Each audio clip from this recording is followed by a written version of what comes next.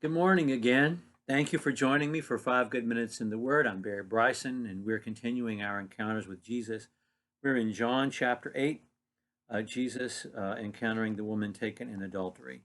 When we introduced this part of our series, we talked about the fact that Jesus is always coming to the aid, the rescue of women in John's gospel, not because they in any way are weak, but because of the way society has organized itself against them.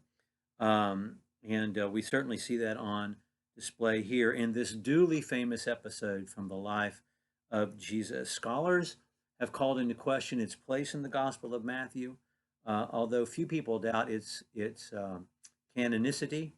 Some folks try to put it in Luke somewhere. I think it belongs exactly where it is here in John chapter 8. This is a wonderful episode that has deep theological significance because we see Jesus doing what he came to do, which is satisfy the law of Moses and offer grace without in any way condoning or accepting sin. That's what we all receive from Jesus. And that's what this woman receives from Jesus today. Let's read the passage, John chapter 8, beginning with verse 2. I'll read through verse 11. Early in the morning he came again to the temple, and all the people were coming to him, and he sat down and began to teach them. And all the scribes and Pharisees brought a woman caught in adultery, and having set her in the midst, they said to him, Teacher, this woman has been caught in adultery in the very act. Now the law of Moses commanded us to stone such a woman. What do you say? They were saying this, testing him, in order that they might have grounds for accusing him. But Jesus stooped down, and with his finger he wrote on the ground. And when they persisted in asking him, he straightened up, and he said to them, He who is without sin among you, let him be the first to throw a stone at her. And again he stooped down and wrote on the ground. And when they heard it, they began to go out, one by one, beginning with the older ones.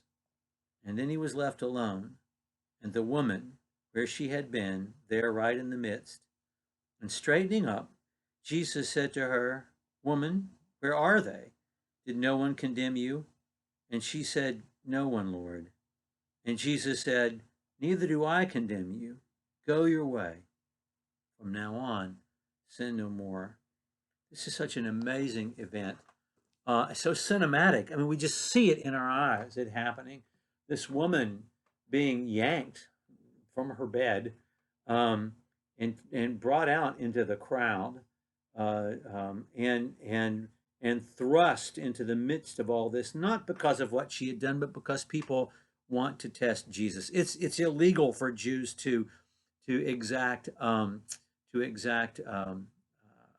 death, a death sentence from someone. It was not a capital offense in Roman law to commit adultery, but it was in Jewish law. So for Jesus to have ordered her stoning, it would have broken Roman law. But it certainly was there in the law of Moses. And so they're trying to put Jesus in on the horns of this dilemma. Jesus, however, completely diffuses the situation. He stoops down, which is sort of assuming the position of a judge, like a village elder, to listen to what they have to say. And he's writing on the ground. People have often wondered what he wrote, but I think that's kind of irrelevant. The fact that Jesus took the time and that they had to persist in asking him diffused the tension of the situation as far as the woman was concerned. And then, when he had let the air out of the tire sufficiently, he stood up and he said, That he who is without sin cast the first stone. What a brilliant thing. I mean, I've often said that the words Jesus said are the true miracles, the miracles that we experience every day when we read the Bible and then we see it on full display here. Where, by the way, is the man if she was caught in the very act? Let he who is without sin cast the first stone. And then he stoops down and writes again. And this time, the silence increases the tension, but the tension with the accusers. They leave, beginning with the oldest. And there's no one there in the midst of this larger crowd but Jesus and the woman. And he stands up and he looks around and he says, "Woman, where are your accusers?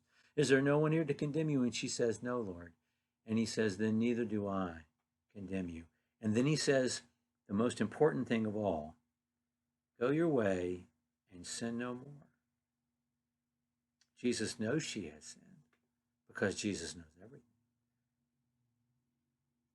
But he does not condemn her, he gives her grace.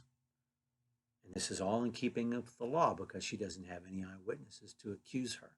Jesus has satisfied the law, has given her grace, and has not condoned her sin, but has forgiven her and told her to stop doing this thing that she'd been doing. That's our relationship with Jesus in a nutshell.